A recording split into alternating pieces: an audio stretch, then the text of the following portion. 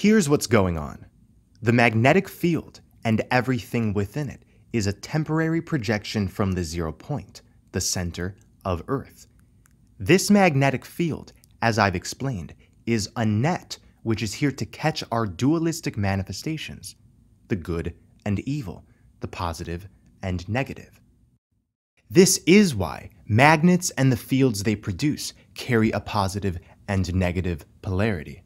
The truth is simple, and the living souls who have projected themselves into this environment have been using various incarnations to experience and thus be displayed all of the possibilities and torment which this illusion of good versus evil produces. In my video, The Purgatorial Dumping Ground, we described that the Earth as we know it is what Dante called purgatory, the center being the earthly paradise, Hyperborea. This is the final destination of the purgatorial process, and when the layout of Mount Purgatorio is seen from above, it's all clear. The paradise is at the center. The 144,000 projected themselves into a system of magnetics. This is why, in Gematria, the word magnetic is reverse reduced to 144. This is the toroidal web which has generated a simulation. In other terms, we have higher forms and have shadow projected ourselves into this purgatorial web.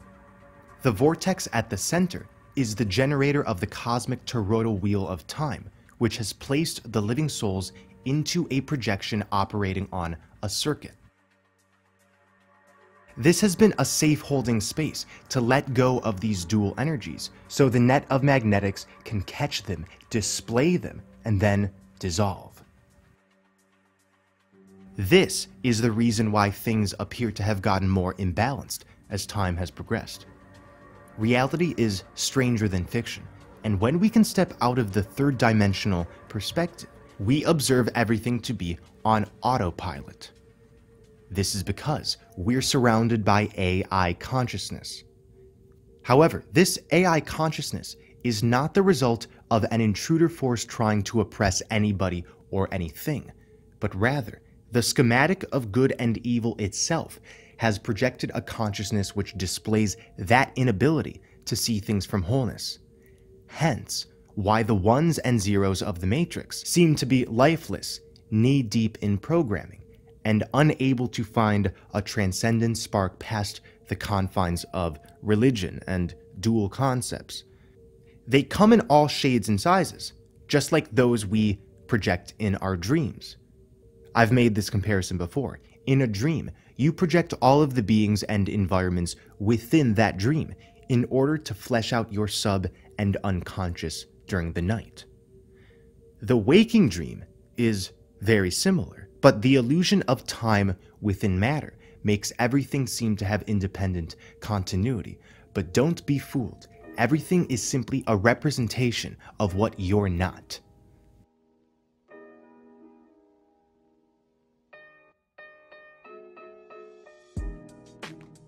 Robots operate by feeding them code and algorithms to work with. While many robots can seem autonomous and now even self-learning, ultimately they are attached to these algorithms.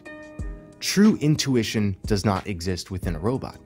This is the type of intelligence the soulless beings are displaying, one that automatically attaches to the energy extraction matrix's hive mind narratives. You have been exhibiting fear in this holding space. Yes, this is why you came here, to feel trapped in a reality that holds up this binary tension between good and evil, so you can cancel those out and return to a state of wholeness.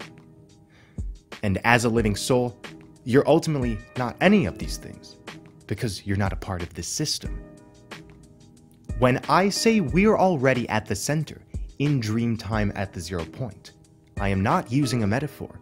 The fact that we're able to assimilate divine information from a source within means there are higher forms of ourselves, a higher self, if you will, trickling down that very information. In other words, this current 3D form is literally a shadow emanation from a higher dimensional you, the same way that matter in the Gnostic tradition is a shadow emanation of the Great Mother, Sophia.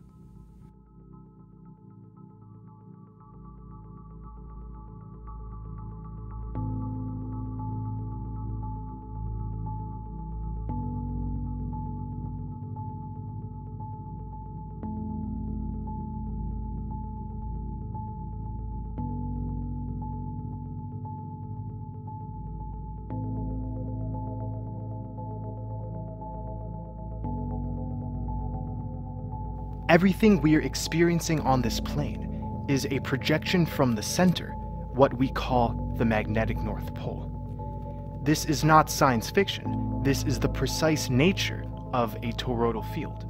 All energy in a toroidal field originates and funnels from the center, but does not and cannot leave for the toroid to remain intact. As we've talked about before, the heart is the seat of the soul.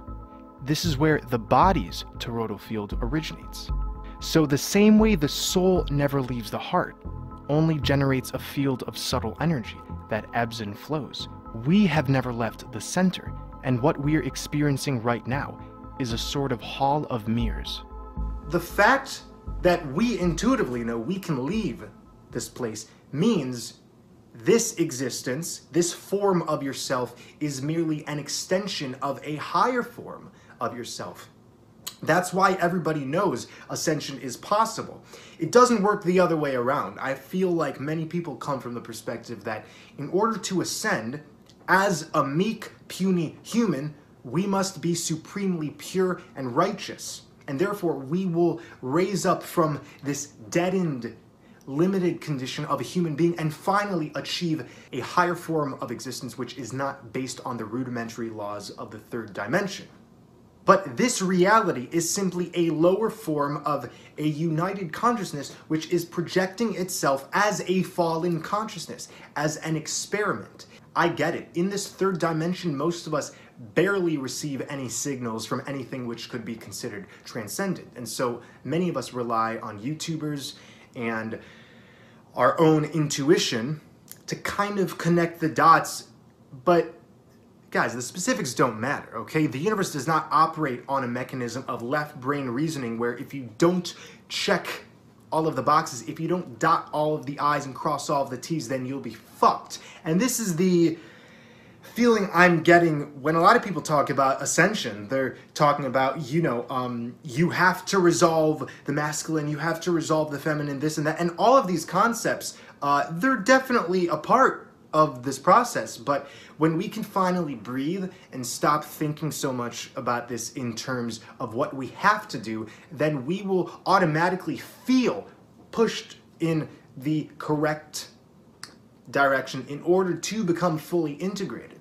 This is way past a theory as far as I'm concerned when I'm talking about the North Pole, the Aurora Borealis, and how the Metatronic overlay is all a projection from the center. This is no longer just an assumption. I've been making video after video, year after year, trying my best to explain what I intuitively know as the truth. And of course, we observe in many movies, especially over the past few years, lots of depictions of the Aurora Borealis. We have been experiencing many what we would call waves of transformation. And this is a process that we all feel, even though most of us aren't really on a personal talking basis. This isn't an organized effort. So it's very beneficial to step out of a limited third dimensional perspective and look at this realm for what it is. This is not a realm of evil against good. If we want to remain in judgment and in division where we categorize things as good or evil, righteous or corrupt, then we will miss the underlying gnosis that we can easily tap into when we step away from that reactive mindset. It's very difficult, I know, for people to truly get that the evil forces out there, the dark cabal, the so-called Illuminati, is simply a representation of a shadow force that's been projected as a way to reflect back to us what we are not. And that is all this is. Anything in this realm, when we're talking about imbalances or scarcity or master-slave mentalities or consumerism, materialism, ill health, everything of that sort is simply a mirage that is showing to us what happens when a fallen reality solidifies. But because as living souls, we are not that. We are literally the 0 point energy which flows through the above and below. So, because we are not that, we can never be consumed within the illusion. We can, of course, watch it like a movie, and we have, and this is why it appears so real. Because it appears we're cut off from the infinite during this time in Hades. But the whole point of purgatory, of course, is to learn your lesson, and what better way to learn your lesson than be in a simulated reality which shows to you everything that is the opposite of how a fully integrated universe should operate. I mean, to me, that is the greatest realization any of us can have at this point, because we can go without as much as we want. We can point fingers, we can accuse and judge, but the true wisdom is within. It's crucial for all of us to take a step back, breathe, and realize this is an automatic process. The mother goddess, who we could personify as Sophia, it is emanating this feminine, creative energy. She has been in turmoil, and that's why we call Mother Earth a mother. She's a woman. We have been on a dysfunctional woman, but the story of her is the story of us. The universe doesn't move in one direction, and that's how you know time is an illusion. The past does not mean the future is fucked always. After all, you can look at an event from 200 years ago, and you didn't necessarily cause it, but supposedly now it is glaring its impending doom on the future, never to be resolved. I don't buy that, nor does my intuition say that is the state of the universe. It moves in one direction only. You see, when we can see everything in terms of like a quantum computer generating all of its possibilities, then that means when a possibility has reached full capacity, that means it's going to dissolve, and that entire timeline, while it seemed so real, it will fold up like a little origami pet. We are the living souls. We have rediscovered the heart. We are burning with a passion and a knowingness that very soon we are going to drink from those eternal waters, that we are going to return to the original way the Matrix was intended to be expressed and lived. So thank your lucky stars that you're being shown everything that you aren't. Be glad that culture and politics and society in general is crumbling and is in a state of turmoil, because this is the sign that the end is near. And it's really not an end. It's a fresh new beginning. It's the phoenix rising from the ashes. You thought you were just a measly little human. Oh, you're about to be in for a real treat. Spiritual growth is often categorized as an ascent or descent to a higher state of consciousness or a lower state. This is embodied within the archetypes of heaven and hell, God and the devil, angels and demons, devas and asuras. These categorizations display the product of eating from the tree of the knowledge of good and evil, meaning any judgment that comes through the lens of two opposing forces that require each other to exist is stepping away from wholeness. Good and evil are two sides of the same dualistic coin, a false dichotomy. On this journey of expansion, we are learning to move past these fragmented perspectives. Good and evil, after all, creates a battle that can never be won. This type of comparison sucks the joy out of life because it sets up an invisible mental enemy, unnecessary division. And at the core, there is really no division between anything at all. There is only one thing, one reality, one experience which dances through the lens of infinitely different roles, directions, masks, actions and personas. What if we could transcend the oppositions of this or that? What if we defined existence as inherently harmonious, without the tug or pull of higher and lower concepts? What if we lived each day without trying to tip the scale on either end of dualism, with the full knowingness that everything is already perfect? Remembering who you are at the core flies in the face of everything you've been told, because it's not a mental process. The mind will never resolve itself through itself. No problem can ever be resolved through creating labyrinths for the problem to flow through. What I'm trying to say is, if we use solely logic to figure out our place in the universe, how to act and interact within and without, ignoring intuition, then we end up in the sort of mental gymnastics dualism offers, trying to solve ourselves through grasping to cerebral concepts. The heart, on the other hand, is the 0 point.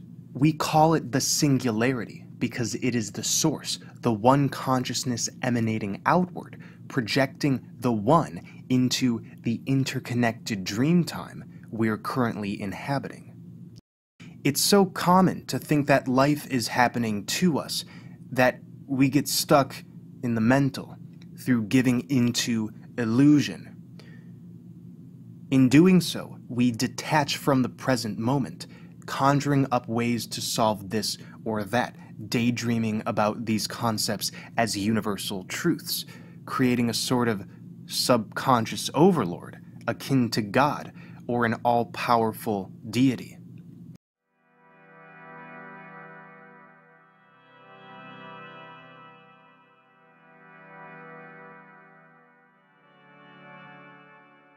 The emerald energy pouring out from the North Pole is the heart essence that has been put under the toroidal compression field. This compression field is not the imposition of some dictatorial force in another dimension, but is the result of us deciding to abandon the heart space in our perception, to channel ourselves holographically into a game of fragmentation.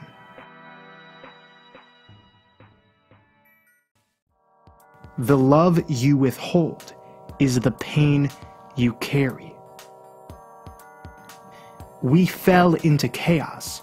This is the story of Sophia, who bound herself to matter, like Dorothy, who got swept away by the tornado, like Alice, who fell into the rabbit hole.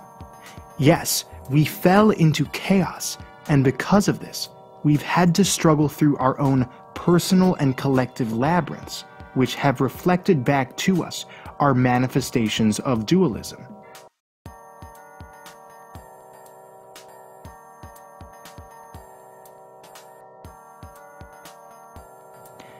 Every situation you've gone through, every person in your life, every trauma, every breakthrough and breakdown has been a part of a divinely orchestrated movie meant to guide you towards the reclamation of a balanced perspective. A series of events purging you of the very experiences you've been living. It seems paradoxical, but every step you've taken has brought you closer to the emerald light through suffering. After all, we must live out our imbalances in order to stare them in the face. By simply being in this temporary holding space, you've been undergoing the process of alchemy, of transmutation, and you didn't even know it.